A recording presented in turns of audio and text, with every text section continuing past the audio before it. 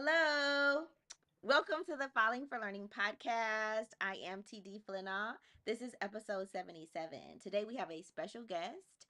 His name is James Riley, and he is a career educator and he serves as a restorative justice educator. And he's going to get into details about what that means and about consequences and punishments and all that for schools and what you may think about doing at home if you are a homeschool parent. Let's get into it. Hi, thank you so much for joining the Falling for Learning podcast. We have this podcast to help parents and caregivers with having the resources, strategies, and tools needed to make sure that their children are on track for learning and to stay on track for success. Hi, how are you doing, Mr. Riley? I'm doing great. How are you? Good. So, everyone, this is James Riley. We work together right now, and we're going to talk about, his role in schools and how that fits into like consequences, punishments, and all that. So, how is your holidays going so far? Well, seeing that we're a couple of hours into it, yesterday was Friday. The break is today, so today was, I've been up since 6:30 this morning, on the go, nonstop, and I still Okay. have one more thing to do before the night is all done. So, if I had to put it all in one word, today, the first day of break, it has been very busy, but very gratifying. All right. Very busy, but very gratifying. Okay. So we like to talk about all kinds of things on this podcast that are related to education, helping kids to fall in love with learning, helping guiding parents in to strategies and tips on how to make that happen. Before we get into that, we also like to talk about like what made you fall in love with learning as a child. That's a good question. So falling in love with learning as a child, I really don't know what made me fall in love. I just did what was normal as any childhood or child age person would do, just attend school, try to get the A on the test. I wasn't that successful all the time, but I did, try my best.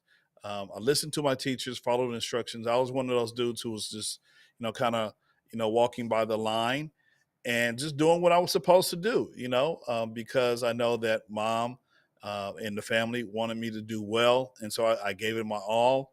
And it really wasn't until my college days Mm-hmm. that I really developed a fondness for learning. And, so I would have to say it didn't necessarily begin in my childhood, but somewhere, around young adultish, I guess, is when I kind of picked up and really begin to understand what learning could do for someone. So, yeah, I would have to say it didn't begin as a childhood in my childhood, but as a young adult. So you're basically saying you started with just compliance, doing what you were told to do, following the rules, and then later on, it kind of caught on for you. Um, so what were some kind of activities and things like that you were involved in? Because one thing is you weren't turned off from learning. I guess you were still involved, right? So what are some things that you were involved in as a kid that led to your career that you have now, or your career in education overall? Absolutely. So when I, just about, a lot of young boys have dreams of being a professional athlete. So for me, it wasn't, oh, I want to be a cop or I want to be a fireman or a police officer or lawyer. I was like, hey, I want to go to the, I want to go to the NBA, right? But I didn't have the skills, right? So middle school, I played basketball, but I wasn't like the top dude, right? And then even in high school, I went to high school out there in the valley. Shout out to El Okay. Camino Real in the valley. All Um, right. so I went there, and I loved basketball as a kid, and so when I matriculated to high school, kind of fell in love with track, and so I found myself in a lot of extracurricular activities, where activities or moving around was kind of necessary for me. So just just being involved in kind of learning about sports and being a sports person and really trying to find my ways. Like, okay, well, I didn't make the varsity team, so what else could I do to kind Mm-hmm. of help facilitate what I'm going to do later on in life? So for me, trying to develop some of those skills, it's like, okay, you're not always going to do what you want to do, but you need to pick up something. You need to be good at something. So um, one of my favorite activities as a child was photography. And so I Okay. remember being in sixth grade, fifth or sixth grade, using, I don't know, I'm dating myself right here. I'm going to date myself. Go Okay. ahead, date yourself. The So, wisdom. yeah. So my grandmother, she was from the South, South Carolina, and she would always go to like what they would call them rummage sales, or we refer to them as yard sales, right? Yes, You know, yes. the kind of academic word for rummage sale, right? So we would go to yard sales, and or she would, and then she found a camera for me. So it was an old camera. It was a 120 film kind of camera. So you remember 120? Now this is okay. See, you don't even remember that. So like I said, I'm kind of dating myself. But eventually, I kind of used that camera, and then my grandfather on my father's side, he kind of no, actually, it was my uncle. My uncle had a Canon camera, and I kind of picked it up and was using it when I was hanging out with him. And so eventually, my grandfather bought me my first 35 millimeter camera. It was a Canon AE1, which was a top of the line camera, and so I kind of developed the skill of photography as well. So I knew if I didn't become a basketball player, at least I can do something in the trade centered around photography. So that's kind of where I was. And I kind of carried that love of photography throughout high school. I wasn't on the yearbook staff because most of the time I was participating in a lot of the sporting activities at the school. Either fall would be basketball, spring would be track. So Okay. I wasn't a part of a yearbook, but I did take several courses from the my teacher, Miss Weaver, Carolyn Weaver, and I still remember her today. She had a wonderful impact on me in terms of using photography and kind of understanding photography and taking it to another level. That's So shout out to awesome. Miss Weaver. And so yeah, so that's kind of what I learned, and then from there, I wanted to be a photojournalist.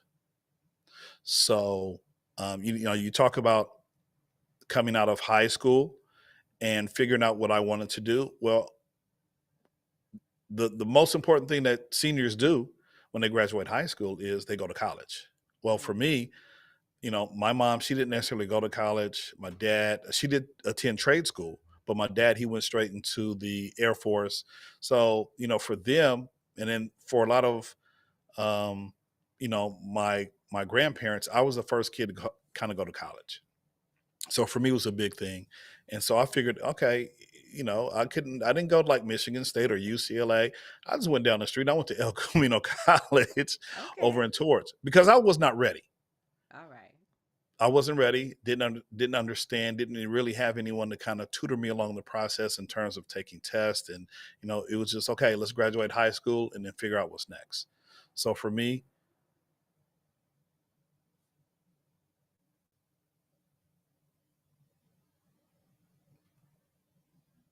now, I don't know if we having some technical difficulties, but I can't hear you. No, I can read your lips though. I accidentally muted myself. I'm really not Oh, okay. There fine you with go. Okay. that. There you go. I don't know. But There it's you okay. go. Thanks for letting me know. Yes, but how did you know you weren't ready? I mean, a lot of the kids, because I went to PWI, predominantly white, high school out in the valley. A lot of those Okay. kids, they had parents who kind of knew how to get on board their kids into college, right? So for me, it was, I didn't have that coaching. Yeah, I had a village, but the village was not like, okay, what's next for you, James? Or they called me Jimmy. Jimmy, what's next for you? I didn't have a plan. Okay. So my goal was to go to El Camino College, go to community college, and kind of figure it out. But I did know that I wanted to have something to do in photojournalism. Okay. So started taking classes there. I ran track there my first year, but then I got a job. So that's an uh, interesting part that you brought up because you're saying you didn't have like really good skills to become like a professional athlete, but you even community college you were able to still run track, which was I'm sure helpful in keeping you involved with the college life. Yeah, absolutely. I mean, because you still have to learn discipline. There's a lot of things that you can learn, by being on a sports team. Discipline. Being on time when you're asked to. Just developing a good work ethic. And so, you kind of get those things in a different manner than saying, going to 2,000 miles away, or just across town. If we're going to a crosstown university, because you got to figure out, you got to wake yourself up. You're Yes. responsible for yourself. Not to say that I wasn't responsible, but I just didn't have anyone who kind of had me going down the right path, right? I didn't take an ACT, didn't take an SAT, had no clue what it was. Okay. And I was so naive, I didn't even ask. It was like, what? Y'all taking a who? Oh, okay. All right.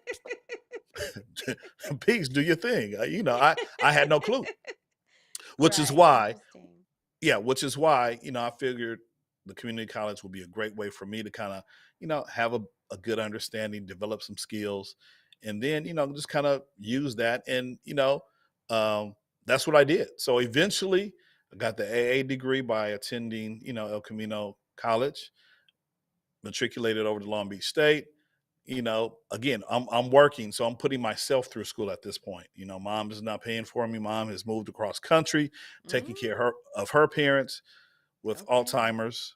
So, it was incumbent upon me to, figure it out. I couldn't call her, hey mom, hey mom, nah, mom, she taking care of, elderly parents of her. So, 3,000 miles across the way. So I had to figure it out. And I did. But it took some time, but I eventually, it was through trial and error. Okay. So you said it took you some time. So how long were you in the community college? So let's see. I graduated in 86 from high school. Mm-hmm. And I think I finally graduated from Elco in 91, I want to say. Okay. Because, like I said, I was putting myself through college. And so I was Mm-hmm. working. I got a job with the county, working at a local hospital. And so, you know, working, going to school, sometimes being on academic probation. Yeah. Uh, it's like, okay, bro, you got to get this thing together, right? Okay. So we Yeah. figured it out, and so Okay. we walked, we celebrated. Okay, what's next, right? So we did the thing in Long Beach, got into Long Beach. They had a wonderful photojournalism program, and the only thing about it is you have to be a part of the campus life to really be a participant in photojournalism. Okay. Well, Mr. Kelly, the professor there, who was, you know, who was known, world renowned photographer, photojournalist, I again, because I'm putting myself through school, I didn't have the time. This is like a regular 9 to 5 where I couldn't just like, all right, Okay. I'm not coming in today. Right. So Right. again, I had to figure out what was next for me. And Okay. so you talked about education. I figured, I could take some Black Studies courses, kind of get in tune to who I am and, what kind of impact I can make in my community. And through that, I figured, okay, after graduating, maybe because I had such wonderful teachers in the Black Studies department, maybe I can be a strong African American male teacher in some of our, in the school system. And so I kind of matriculated, I shifted because I couldn't do photojournalism the way I wanted to. Okay. Um, and so I matriculated and just thought about being a teacher. And so went back to school after I graduated at Long Beach in 98, class of 98, and, started the path to become a teacher, which again, going back to your very first question, when did you become, a learner? For me, young adult, definitely. And then, moved on to developing a passion for teaching kids, especially kids in our community. Okay. So that's a long story, but that's my story.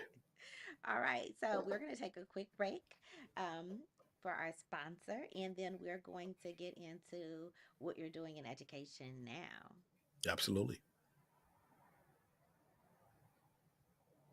All over the United States, 75% of children don't know how to write well. Add that to the fact that so many people out there are trying to silence the voices of those who have been oppressed and trying to prevent them from telling their story. Who's going to tell your story? If your child doesn't know how to write well, I have two books to address this issue: The Rewrite Method and The Rewrite Method Workbook, written to make sure that parents know what to do, that educators know what to do to get their children to write better, and just not write better, but love to write. Make sure that your next generation could tell their story and they won't be silenced. Go to fallingforlearning.com today to purchase your set.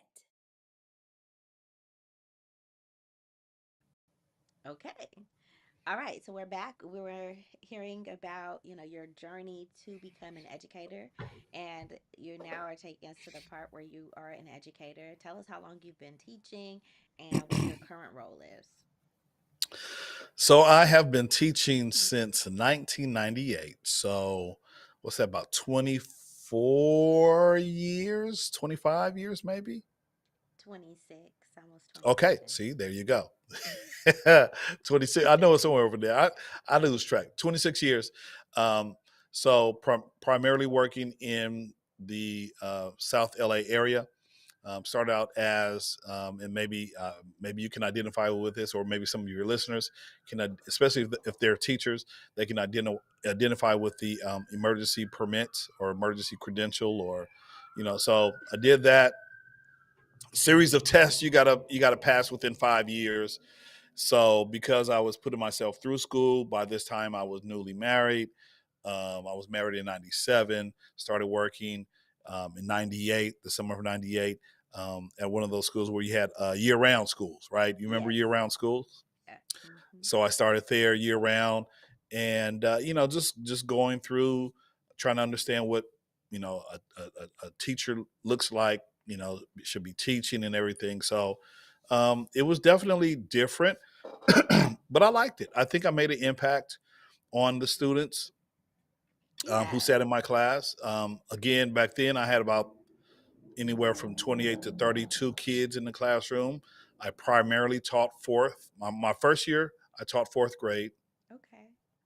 And the second year, I taught fifth grade. And I think for the following 4 years, I think I taught, or it kind of went back and forth depending on, you know, the matrix. If you know what the matrix is, that's the time when in the spring, Okay, teachers hold would. on one second because I want to make sure people have context. Yeah, Okay, go ahead.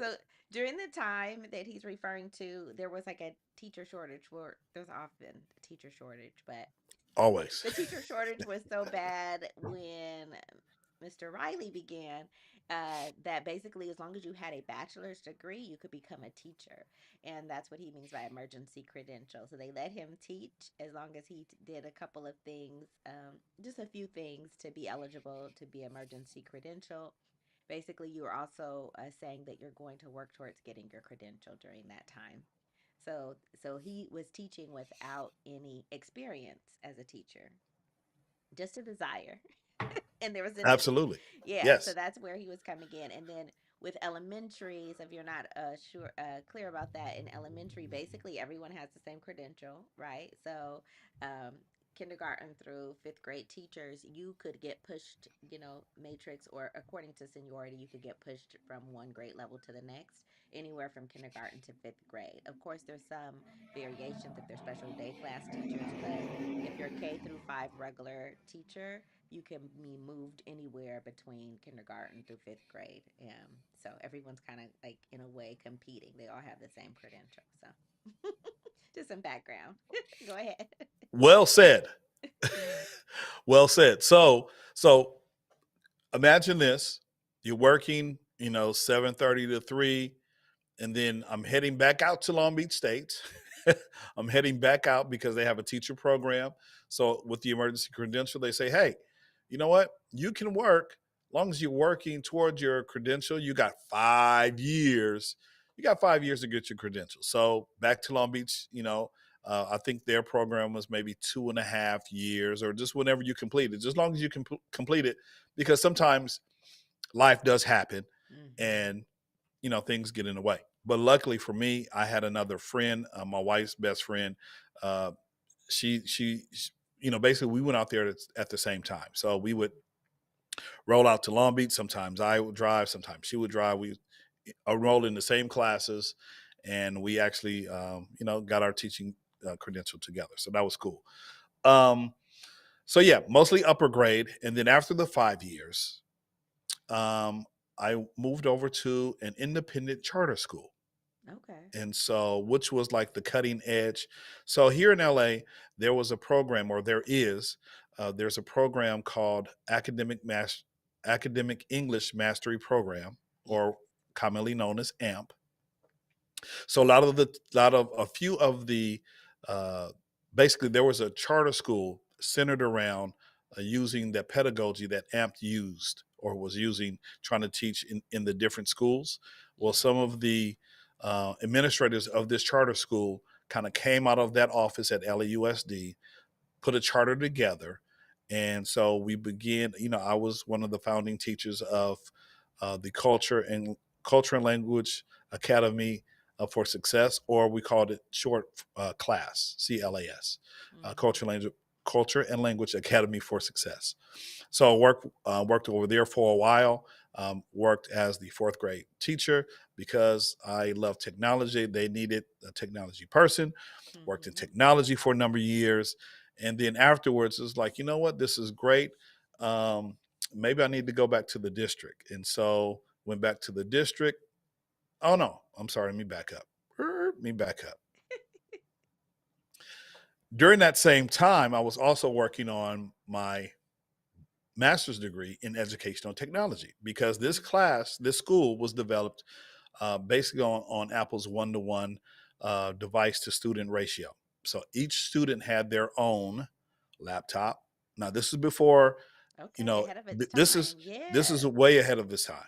So each kid had their own laptop. Their own laptop. Each teacher in the classroom had their own Promethean board. Each Ooh. teacher had their own projector. Each teacher had their own, a bundle of camera and digital tools that they can use in the classroom. Wow. So, so This is yeah, like so early 2000s, kind of, this right? was 2000 and 2003. Okay. Yeah. So So I still left very LAUSD. cutting edge. Yes. Yes, cutting edge. Went over to class, was a founding teacher, worked there for a number of years, and then ultimately came back to the district. Um, and one of the reasons I worked on my master's degree was because they were doing some cutting edge stuff as it relates to technology. Mm-hmm. So, for instance, one of the big things back then was like being able to use Power School to record attendance.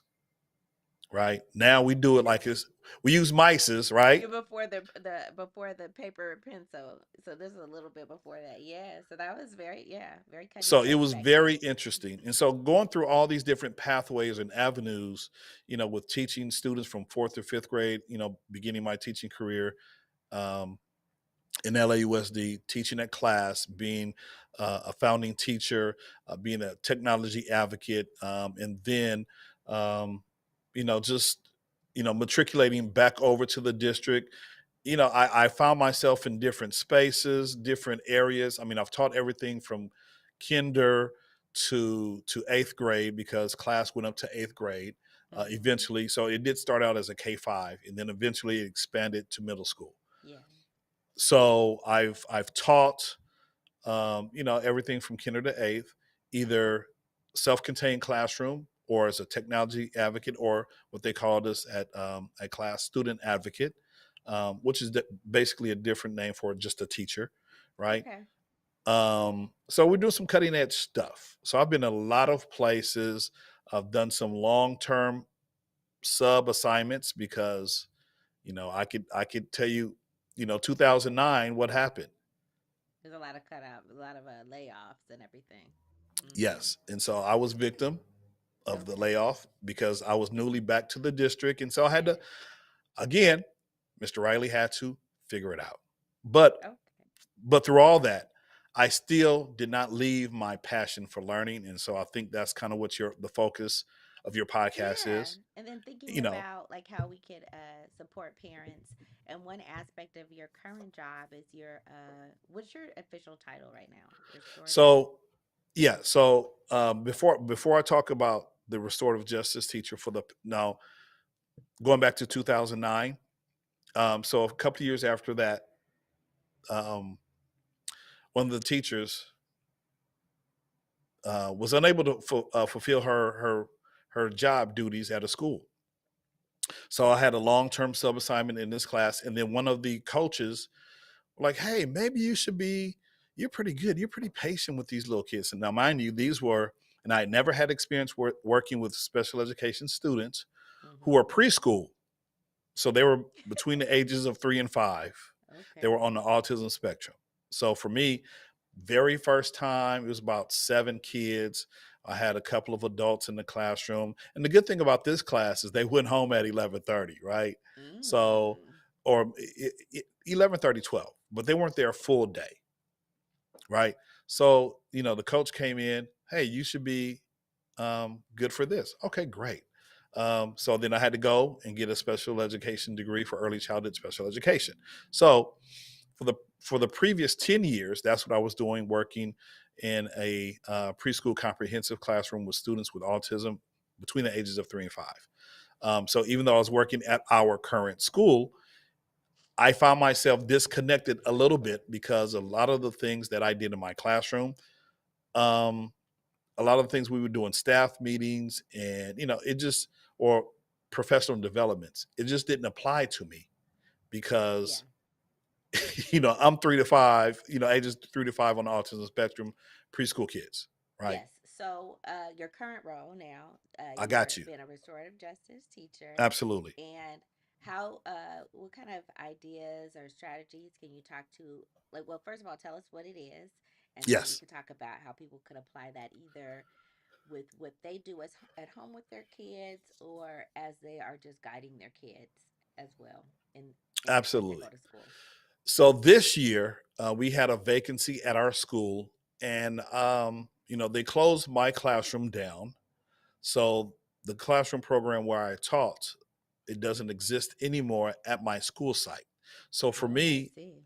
yeah. So for me, I had to figure out either apply to another school, go to another school, or because if this position is available, why don't I see if I can, fulfill it? So we interviewed with the principal. He was like, "Hey, you got it. I want you." I'm like, "Cool. I want to stay here as well." So now I'm currently serving as the BSAP restorative justice teacher at my school site. And I'll go ahead and provide context for you. BSAP stands for the Black Student Achievement Plan, where within I think our last contract renewal with the district, there was a clause written in for teachers or for schools or for the school district to supply BSAP funded personnel at each of our schools. So the BSAP team in my school, we have myself, a restorative justice teacher. There's a PSW, psychiatric social worker for students. We have a PSA who really focuses in on attendance. We have a parent rep, and then we have a school climate advocate, which they kind of do fun things with the students, during recess and lunch, and kind of makes it those kind of times a little bit more engaging, right? Give them Okay. opportunities for a little bit more um, um, activity together, closeness. And so that's kind of, I'm a part of that BSAP team. So being a BSAP RJ teacher, one of the things, and I'm green to this position. I So am very new. RJ meaning restorative justice. Okay. Yes, So tell us restorative about justice. that Thank concept you. of restorative justice. So basically, it is if you have someone who has caused harm to somebody, maybe an argument, or sometimes, might be a physical altercation or something. And these occur at all levels: elementary, middle, and high school. So you should Okay. have these BSAP programs throughout several schools. Not all schools have the BSAP program. There's a certain designation that schools have to fall under in order to get VSAP funding. But being a restorative justice teacher, we try to help the kids, help the students understand there's other ways of dealing with the situation besides just fighting, arguing, calling each other names. And so one of the things that I do, which is part of the positive behavior intervention and support team, one of the things that I do is I hold community circles in my classroom. Now, a community circle is just a time where classes can come together and we can talk about different issues. So we talked this past week, we talked about our culture, holidays, things that we do with our families. Now, and those are good things, Right. but the restorative justice piece comes in where, um, so it's kind of difficult for me just to talk to students if I don't know them. Yes. But by building community, having conversations about some of the things that they like to engage in outside of school or in school, it makes it a little bit more easier for me to talk to students if if they're referred to me, or if I observe something, or if a When they get teacher in says, trouble, yeah, basically. when they get in trouble. It makes it much easier for me to kind of talk and de-escalate the situation. And so I love the community circles because that's kind of like the entryway, the gateway for me to understand who the children are who come into my community circle classroom, right? So And what then, about, so hold on. So you're saying when they get in trouble, they can come to you, but also you help build community. So what about like a dean or like going to the principal's office when they get in trouble? so yeah, absolutely, that's still in place. So not everything that students do in the classroom, they don't have to be automatically sent to the principal, right? So we're talking about those there's tiers, there's levels to behaviors in our schools. So there's tier 1, tier 2, tier 3. Tier 3 is the highest, tier 1 is the lowest. So when do So they let's come just to you? Tier one, tier two, tier three, I got you. all of them are So usually if we're teetering around high tier 1 or tier 2, right? Now if we just to give context again, if it's an all battle fist fight, that's going to go all the way, that's a tier 3 kind of situation. So principal might just hop into that right now. right. I might do some have a restorative practice where we can kind of talk about it afterwards. But from the get go, it's going to go to the principal. If the principal can handle it, great. If he can't handle it, or maybe there's a referral that I need to kind of talk and help the students work their way through it, then that's where I come in. But we're talking about maybe students arguing. So case in point, I'll give you an example. This was a tier 3 behavior. However, it's probably the classic example from this semester. I was asked to see two students by a teacher. She's like, hey, these students are not kind of getting along. And so maybe later on that day, they weren't getting along so well that they were pinching and uh, stabbing each other with a pencil. Fifth grade. Stabbing each other with a pencil. Oh no. Yes. Now, instead of using their words, saying, hey, can you not stab me? Or, hey, can you not pinch me? They were continuously doing that and not even telling the teacher what was going on. Okay. So, so one of the coordinators got wind of it, and they asked if I can handle it, and I said sure. Or maybe maybe she was handling it, and then she was like, hey, Mr. Riley, can you handle it? I was like, sure. So I jumped in and we kind of talked about it and kind of figured it out. Now parents were still called, not by Okay. me, but because of the stabbing and the pinching. There was there were some some things, some paperwork, some additional paperwork that I I don't have to see. fill out, Okay. right? So you basically are helping kids to really talk through their emotions, negative, Absolutely. positive, And that's what um, happened. and resolve conflict in a way. Yes. Yes. Um, okay. So this is type of wait, this is part of a substitute for like when students instead of like suspending students, or how does that fall Absolutely. into it? Okay. Absolutely. Yes. Yeah, it's an alternative because, years ago we would just say, okay, you're gone for 2 days or you're gone for 3 days. Well, I mean, going back to that situation, now those two students, just about every time I see them, they're almost together. They're friends. They're happy. They're smiling. And I think it had a lot to do with the restorative practice that we kind of put in place, having the girls talk to each other about Mm-hmm. what they experienced, and just instead of just coping with it and dealing with it, hey, why don't you express to the other person how you're feeling and how it makes them feel, and let's talk about this thing instead of continuously harming each other. We're trying to restore so that we can get along and be in a safe place, because schools should be the safest place that students can come to. So that's kind of what I do. Um, if it's a tier three where, folks are kicking, screaming, punching, it might be all the way, it might escalate to the principal.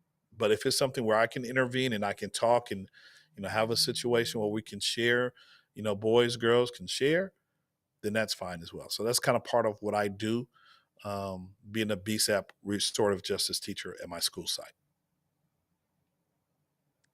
Okay. And so as you're thinking about your role, like how do how can parents like follow up and use these types of practices at home with their kids? Because obviously at home they're not suspending their kids. So what are some elements from what you do that can be used at home to help kids in their development and getting Absolutely. along with each other? So one of the things that I do within my community building circles is I have students breathe, and not just, and so the breathing, and I always tell them, as we're going through my community circles, I always tell them, if you feel anxious or you feel bothered or frustrated or angry, take some time to breathe.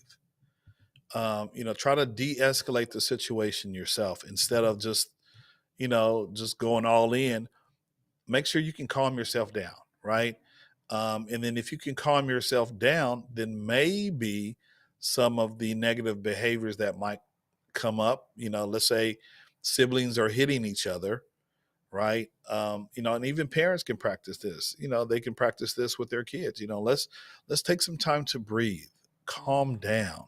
You know, um, you know, twins might be busy hitting and kicking each other, and they might be trying to tell their mom or dad or grandma what's going on.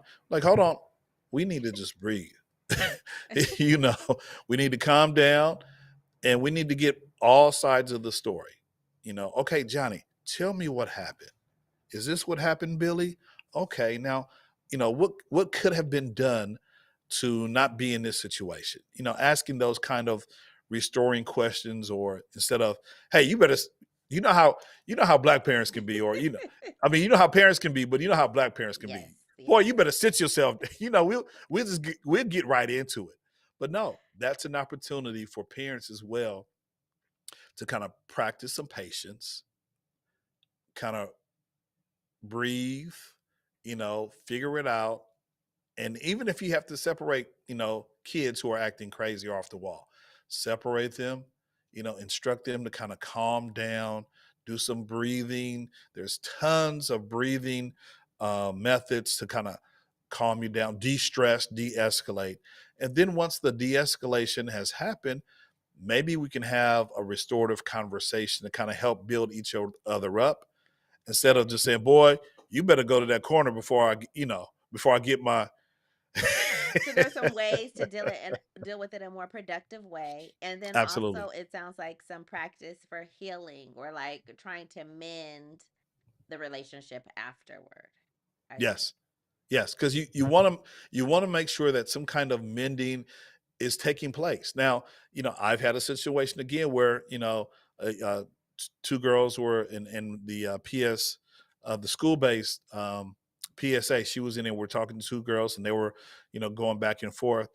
And off the bat, the girl's like, "I don't want to be her friend." Sorry, hold on. What is a PSA? Ah, a PSA is just um, pupil service. I'm not too sure what the A An is. I want to say attendance. attendant.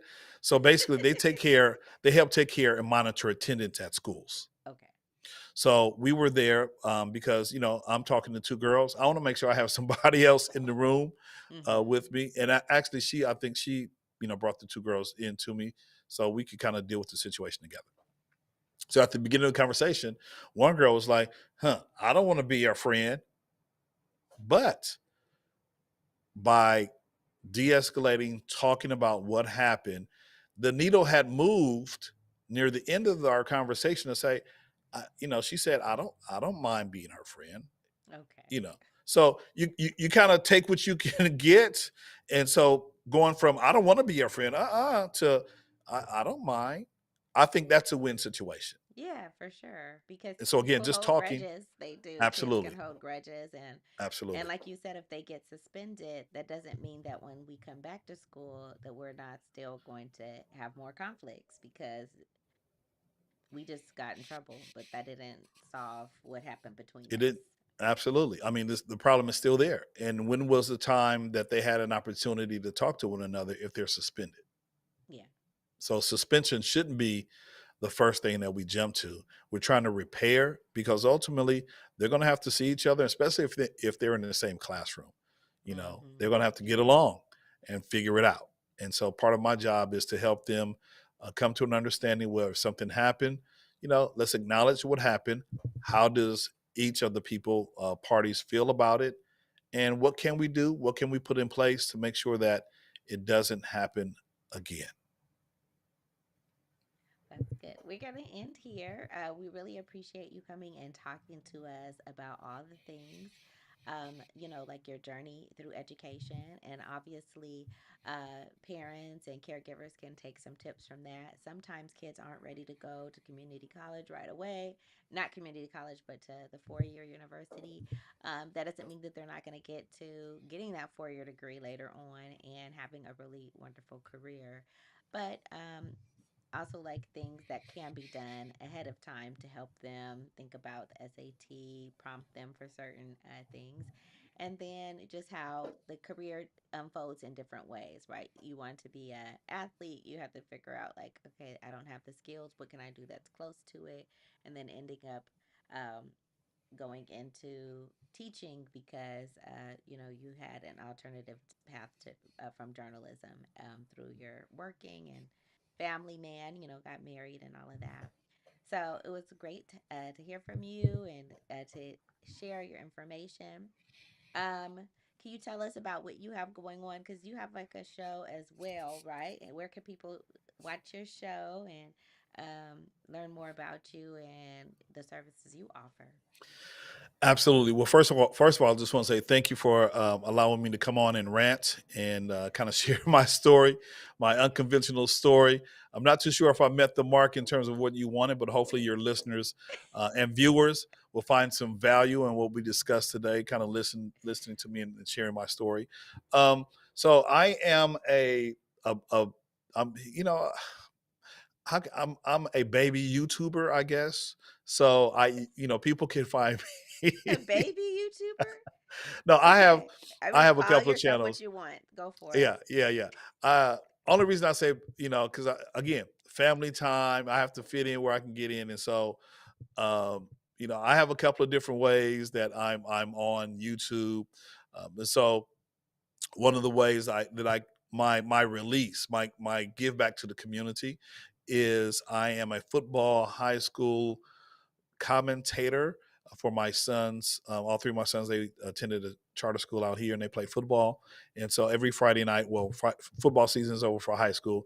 You can find me at This Week in Pally Football on YouTube, and you can go check me out and have interviews with some of my son's former colleagues and current players on the football team. Wait, But what's your name of your podcast? I mean, of your show? What's the name of your yes, YouTube channel? Please this tell us.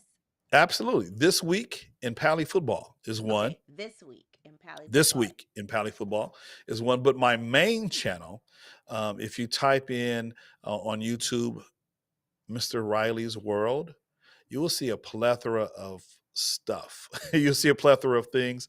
You'll see me reading stories. You'll see me talking about my families. You'll see me unboxing some stuff, especially during COVID, which is when I had a lot of time to upload a lot of videos. And so, I love technology. I love computing, and so you'll see videos about some of those things as well. So, yeah, if you're looking, you can look over to Mr. Riley's World on YouTube, and yeah, we'll just leave with that one because I have tons of social media platforms. But we'll just leave you with those two: This Week in Pally Football and Mr. Riley's World. All right. Thanks again for joining us. And thank you for joining the Falling for Learning podcast. Again, please do something today that your future adult kids will thank you for. All right. Thanks for joining us. Thanks again for supporting the Falling for Learning podcast. New episodes go live every Saturday at 5 p.m. You can watch us on youtube.com at Falling for Learning or listen on all major podcast platforms such as Apple, Google, Audible, Spotify, and much more. For more resources, visit fallinginlovewithlearning.com. We really appreciate you. Have a wonderful week.